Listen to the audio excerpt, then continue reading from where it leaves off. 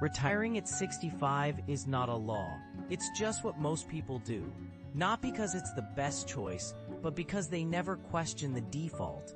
You work for decades. You trade your time for money. You follow the script. Then one day, you stop working. And try to enjoy whatever time you have left. But what if you flip the script? What if you could stop working decades earlier? Not by winning the lottery, not by building a billion-dollar company, but by making a series of simple, powerful choices. Choices that let you buy back your time, so you can live your real life now, not just dream about it. On the passive path, we believe money isn't the goal. Freedom is. And today, you're going to learn exactly how to get there.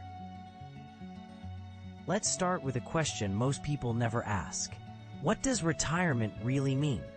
For most, it's an age. For others, it's a number.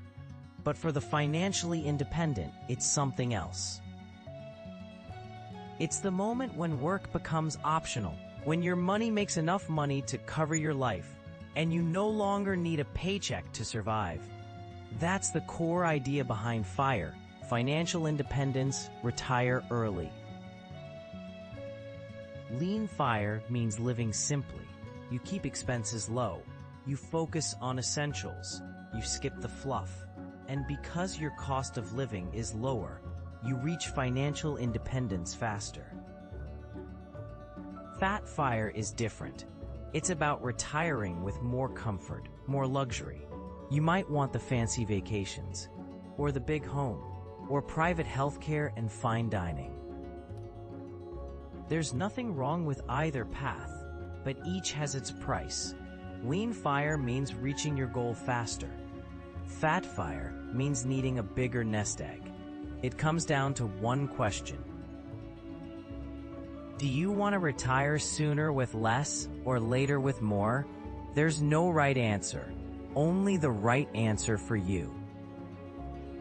Let's walk through a few examples. Alex is 29. He lives in a small studio apartment. He bikes everywhere. His monthly spending is under $1,500. He's aiming for lean FIRE. Maya is 41. She has 2 kids. She loves travel, nice food, and a beautiful home.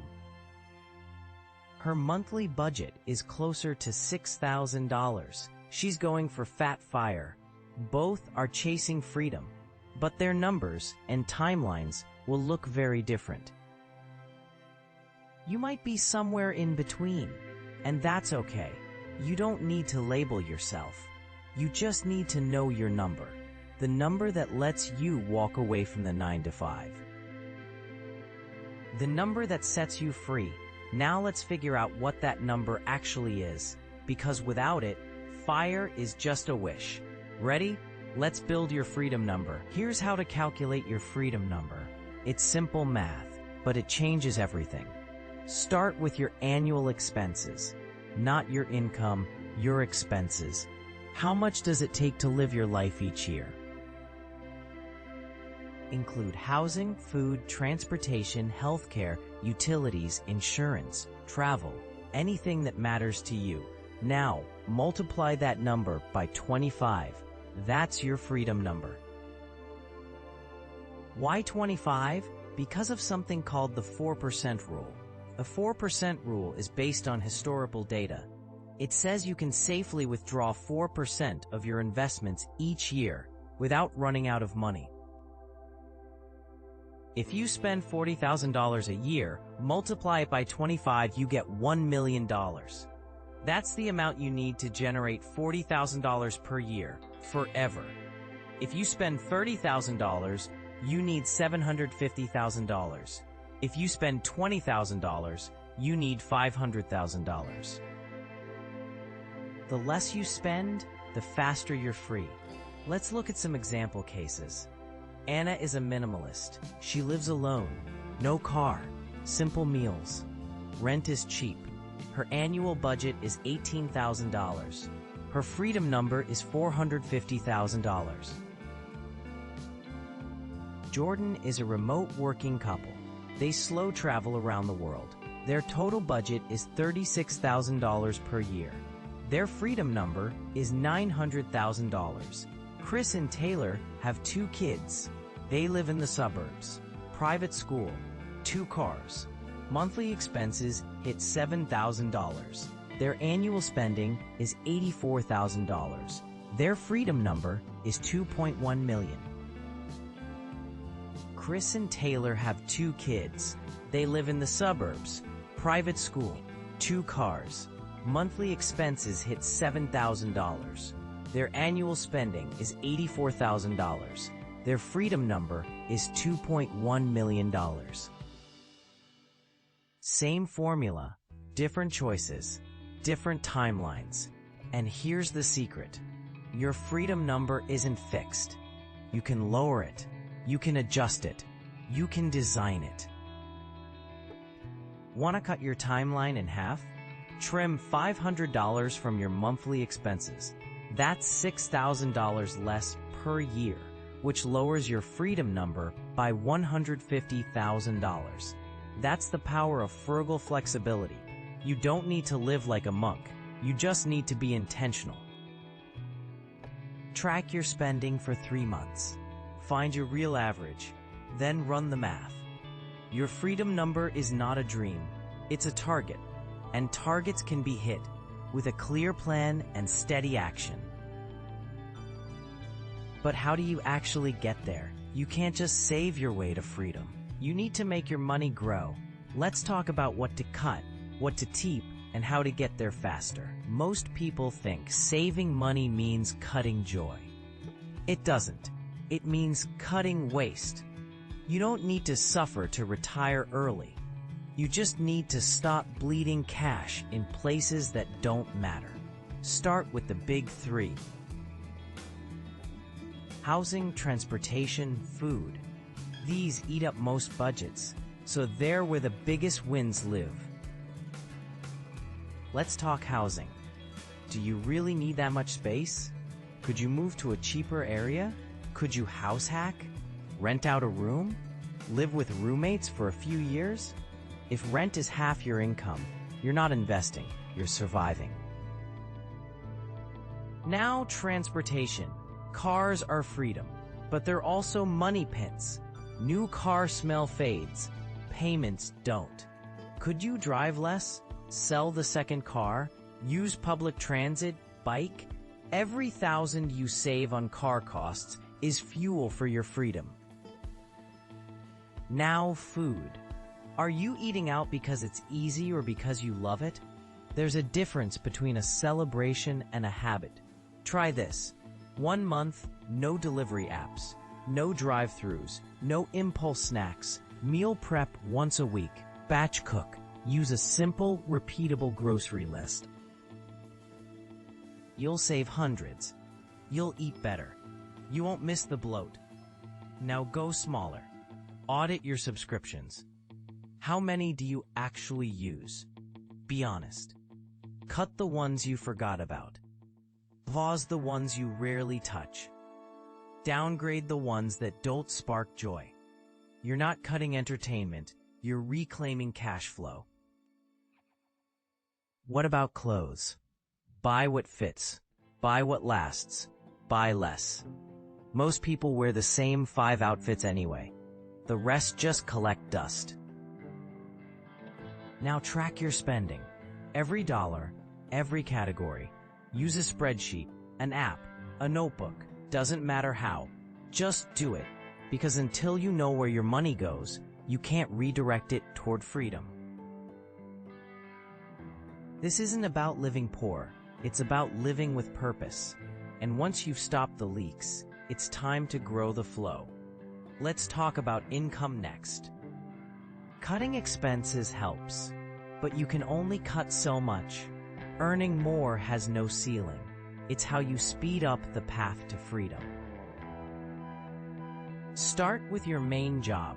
Are you underpaid? When was your last raise? What do others in your role earn? Check job boards, ask peers, look at salary data. If you're under market, fix it, negotiate, switch companies if you have to. loyalty rarely pays. Then upgrade your skills, not with another expensive degree, but with targeted learning, certifications, online courses, on-the-job projects, side freelancing. Pick skills that raise your value, that let you charge more or earn faster promotions.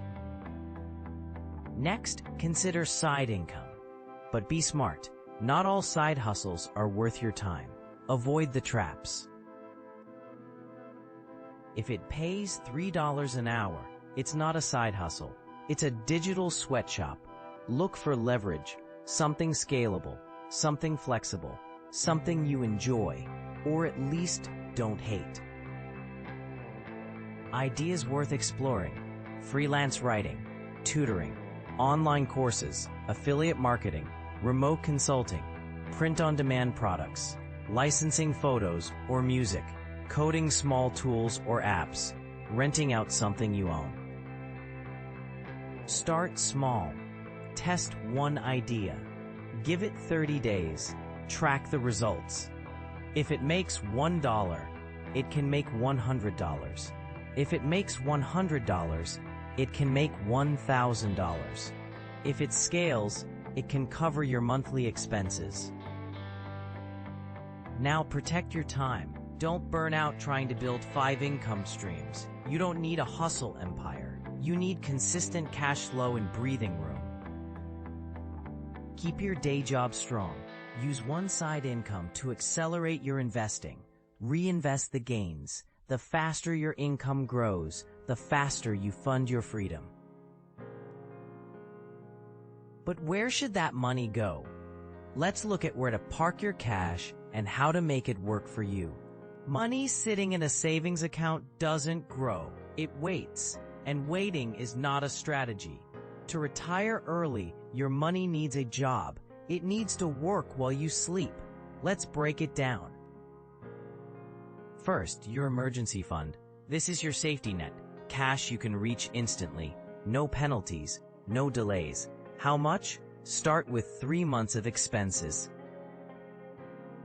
If your life is stable, that's enough. If your job is volatile, go for 6. If it helps you sleep, build up to 12. This is not money for investing. It's your financial airbag. Keep it in a high-interest savings account, separate from your daily spending. Now, the money you do want to grow. Start with asset allocation. This just means where your money lives: cash, stocks, bonds, real estate, other. Let's say you're just starting out. You might go 80% stocks, 20% bonds, or cash. That's a simple, aggressive plan for growth. If you're more cautious, try 60% stocks, 40% bonds and savings. If you're close to retirement, shift further toward safety. Preserve what you've built. Now for the investing part. Your best long-term bet? Low-cost index funds. They're simple, diversified, hard to beat. An index fund tracks the entire market. You own a piece of everything, and over time, the market goes up. Set up automatic contributions. Every month, same amount, no matter what the market is doing. This is called dollar cost averaging. It protects you from bad timing. And builds your wealth steadily. Use tax-advantaged accounts if available. In some countries, that's a Roth IRA or 401k. Others have superannuation or tax-free investment accounts. If you're in Australia, look into your super. But remember, you can't access it early. So build your own portfolio too. Keep your investing simple. 1 or 2 broad index funds is enough. No need to chase stocks. No need to predict trends. No need to stress. Your job is to contribute regularly and let time do the rest. Investing isn't about excitement. It's about endurance. And when the market crashes, because it will, stay calm, stay in, Buy more if you can. The ones who panic and sell, they lose. The ones who stay invested, they win. Let your money do the heavy lifting while you focus on your life. But the market isn't the only place your money leaks or grows. Let's talk about lifestyle creep and why it quietly kills your freedom plan. You get a raise, you get a bonus, you start earning more, and your life gets more expensive. Welcome to lifestyle creep. It sneaks in quietly. A nicer apartment, a newer phone, fancier meals, weekend upgrades. Nothing feels extreme. But your savings stall, your investments slow down, your freedom gets pushed further away. It's not about guilt, it's about awareness. Ask yourself, do I need this upgrade, or did I just get used to the idea of having more? Try a 1-year no upgrade challenge. Same apartment, same phone, same car, same budget. Take the difference, invest it. Let compound interest handle the dopamine. Imagine you get a $500 raise. Most people increase spending by $500. What if you increased it by $0? You'd be $6,000 ahead by the end of the year. Do that for 5 years. That's $30,000, not counting growth. That's a game changer. The trick isn't to freeze your lifestyle forever. It's to lock it in while your income grows. So the gap between what you earn and what you spend gets wider, and wider, and wider. That gap is freedom fuel. Don't fall into the trap of rewarding hard work with purchases that delay your escape. Reward yourself with time, flexibility, peace. Because that's what this is really about. Not more stuff, more life. Now, what happens when you're close to your freedom number, but you're not quite sure it's enough? Let's explore options for making retirement safer, more flexible, and less stressful. You hit your number, or you're close enough to touch it, but something feels off. What if it's not enough? What if things go wrong? This is normal. Doubt is part of the process. Here's how to add safety without delaying freedom. Option 1.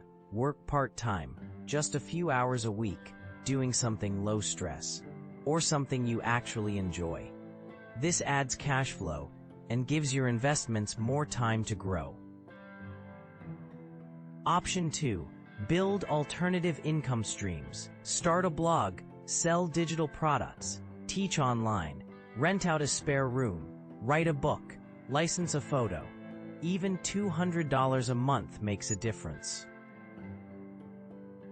It covers groceries, or a utility bill, or a flight to see family. Option 3. Keep a bridge fund.